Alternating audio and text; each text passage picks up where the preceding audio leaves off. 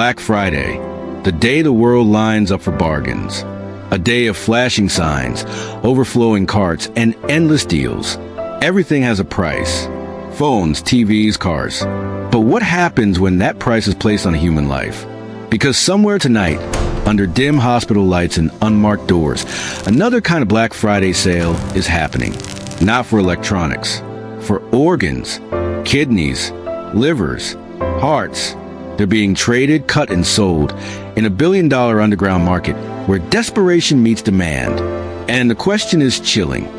If your life depended on it, how far would you go? Before we begin, subscribe to Medical Crime Files. Here, we expose a hidden side of medicine, the crimes committed in the name of healing, and drop a comment below.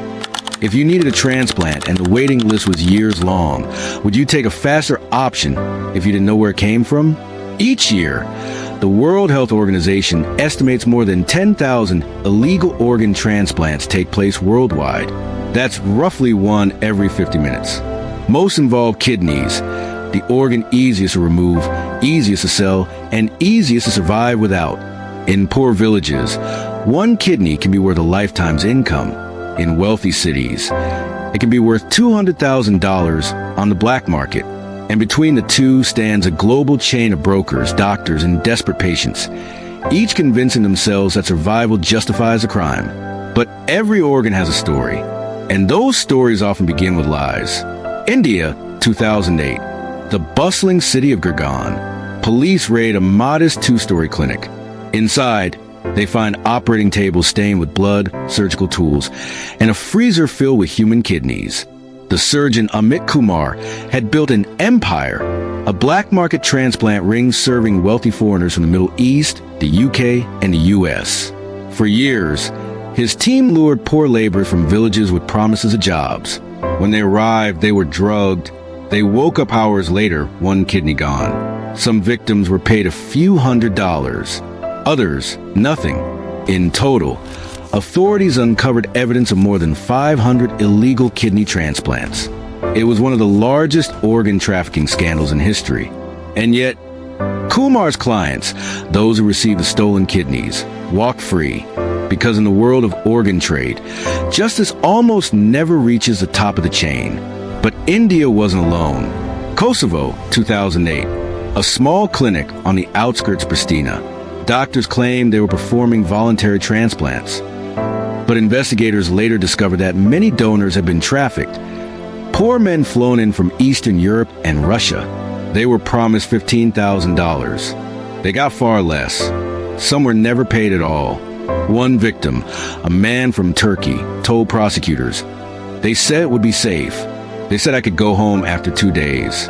I woke up in pain, with half my body numb. I never saw them again."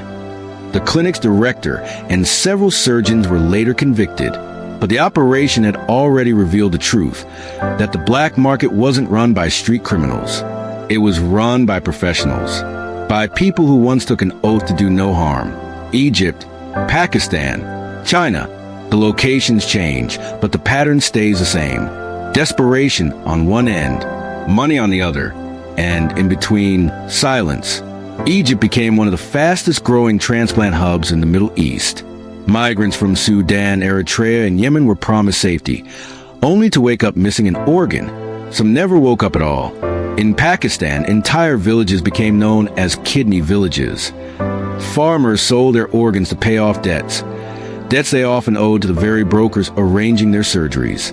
The slogan there is chilling: sell one kidney, live another year. And in China, reports from human rights groups continue to allege forced organ harvesting from prisoners, claims the government denies, but which survivors insist are true. It's the darkest corner of an already dark trade. But not every story happens in secret basements or war zones. Some unfold in the world's most advanced hospitals, among the rich and powerful. London, 2022.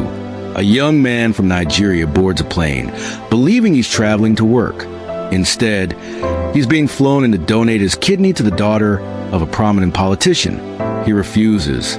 He runs. And when he reaches the police, the entire plot unravels. The man behind it, Nigerian Senator Ike Ekweremadu, the first politician in British history convicted of organ trafficking. The case exposed the same pattern: power exploiting poverty, need exploiting the vulnerable. It showed that in the global market for organs, money isn't just a motive, it's the weapon. By now, you might be wondering, how does this happen? How does a trade this brutal survive in a world filled with laws, ethics boards, and international treaties? The answer lies in desperation. A simple number: over 100,000 people currently waiting for organ transplants in the United States alone. Thousands die every year before a match is found. For many, the temptation is unbearable. A hidden network offers a solution: a private hospital, a quick match, no questions asked, and in the shadows, someone else pays the price. If you're watching this far, stop and think. Black Friday is a day built on bargains, on the illusion of getting something cheap. But the world's real Black Friday isn't in shopping malls. It's in hospital basements and border towns, where human life is discounted for parts. If that shocks you, share this video right now, because what happens next reveals how far the system truly goes. The brokers, the victims, and the countries fighting back against a trade that turns bodies into currency. Behind every organ sold, there's a transaction, not just in money, but in morality. Because to make this trade work, someone has to look away. Doctors, hospitals, authorities, even patients. Each convinces themselves they're helping, saving a life, doing what's necessary. But someone always loses. The trade begins in whispers, in bus stations, online ads, or casual offers made by middlemen. In Cairo, they promise refugees new papers in exchange for a donation. In Karachi, recruiters target those trapped by debt. And in Manila, brokers pose as employment agents, offering fake overseas jobs. Once a deal is made, the process moves fast. Forged documents create false identities. Fake consent forms show voluntary donation. And unlicensed clinics, often run by trained surgeons, carry out the extraction.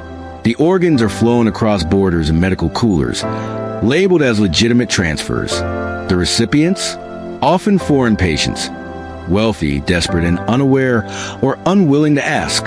And just like that, a life is bought and sold. In Egypt, the Ministry of Health has raided dozens of illegal transplant centers in the past decade. Yet, the business continues. One investigator described it as like shutting down one clinic and watching 3 more open overnight. In Pakistan, the government outlawed paid organ donations in 2010, but traffickers adapted. They shifted to rural villages, where consent is easier to fake and silence easier to buy. Victims told reporters they were promised $3,000, enough to pay off family debts.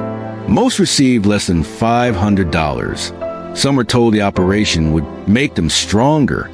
Others were dumped outside hospitals with infections and no follow-up care. The United Nations calls it modern slavery in medical form. Bodies turned into currency. Even in places with strict laws, the system isn't immune. Interpol reports that in Europe, fake living donation paperwork is one of the fastest growing forms of medical fraud. In 2017, a hospital in Turkey was exposed to performing transplants on donors from war zones, victims who never return home. And in China, the controversy over organ harvesting from executed prisoners still lingers. For decades, researchers and human rights groups have accused the state of using political detainees, including Falun Gong practitioners and Uyghurs, as forced donors. China denies it, but independent reports estimate tens of thousands of transplants occur annually, far beyond the number of voluntary donors. It's a system built on denial, and denial is what keeps it alive. You might think it's impossible for this to reach developed countries, but the truth is it already has. Transplant tourism is the industry's polished version of the same trade. Patients from Europe, North America, and the Gulf fly to countries where regulation is weak. They pay cash. They leave with a new organ and a clean conscience. But that conscience is a cost.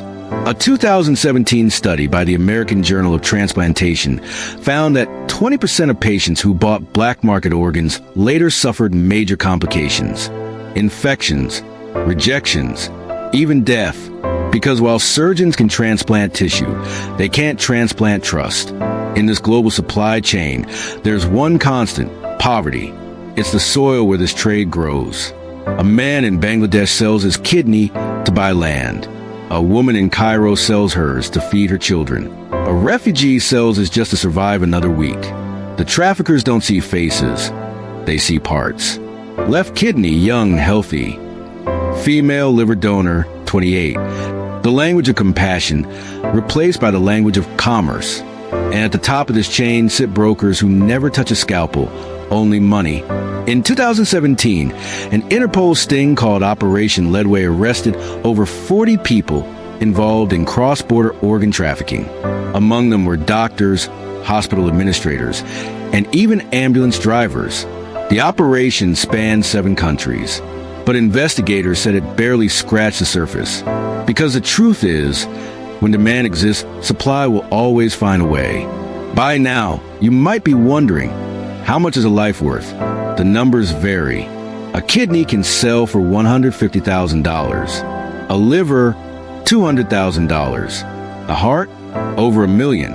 But the donor, the one who bleeds, rarely sees more than 1% of that.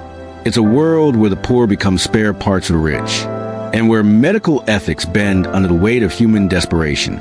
One doctor, speaking anonymously to The Guardian, said it plainly: "We call it medicine, but sometimes it feels like murder disguised as mercy." Let's step back for a moment. Think about Black Friday again, a day when millions rush for discounts, chasing something they believe they need, convinced it'll make their lives better. Now imagine that same hunger, not for possessions, but for survival. Imagine a father watching his child die, knowing that a kidney could save them, if only he could find one. And then someone whispers, "There's a way. It's not legal, but it's fast." Would you say no? That's the question at the heart of the story. It's not just about crime. It's about what people will do when faced with the limits of time and hope. In 2019, the World Health Assembly labeled organ trafficking a major global health and human rights concern. Since then, dozens of countries have passed stronger laws. Interpol has set up cross-border task forces. Hospitals now verify living donors with psychological evaluations. And the WHO has launched a digital registry to track legitimate transplants worldwide. But laws can't cure desperation. And as long as inequality exists, the trade will keep moving, changing names, countries, and faces. That's why awareness matters. Because this isn't just happening in the shadows. It's happening because silence allows it to. If this story made you think, share it. Because every view spreads awareness, and every voice helps expose what others try to hide.